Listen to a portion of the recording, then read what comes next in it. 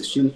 Ô Diego, o apoio do Joaquim Barbosa ao Lula ajuda a quebrar resistências em setores conservadores, inclusive em setores que têm resistência a votar no PT devido aos casos de corrupção que aconteceram nos governos Lula e governos Dilma. E o Joaquim Barbosa ter sido relator do caso do Mensalão, de ter, a partir do relatório dele, o Supremo ter condenado petistas e aliados, dá a ele autoridade moral para, num momento grave agora, dizer que entre o Lula e o Bolsonaro ele prefere o Lula. O que ele está dizendo claramente aí é que a situação é muito grave. O Chico tem toda a razão.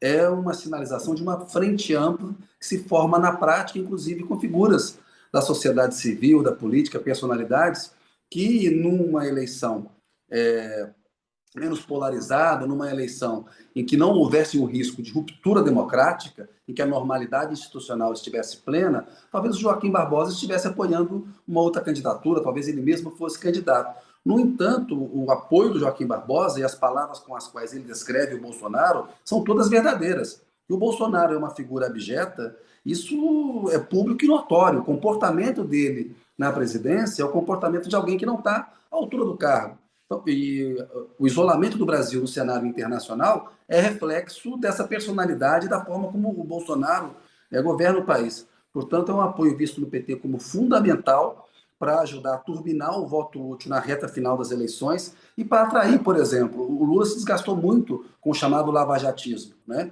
O Joaquim Barbosa é um pré-Moro, no sentido de alguém, um magistrado que combateu a corrupção, tinha a imagem de um salvador da pátria nesse sentido, foi capa da Veja nesse sentido, e, portanto, pode ajudar o Lula a quebrar resistências em setores que resistem a votar no PT por causa da questão da corrupção. Portanto, é um apoio celebrado no PT, foi muito bem costurado, teve participação do Geraldo Alckmin, e que ajuda a agregar votos nessa reta final para a campanha do Lula.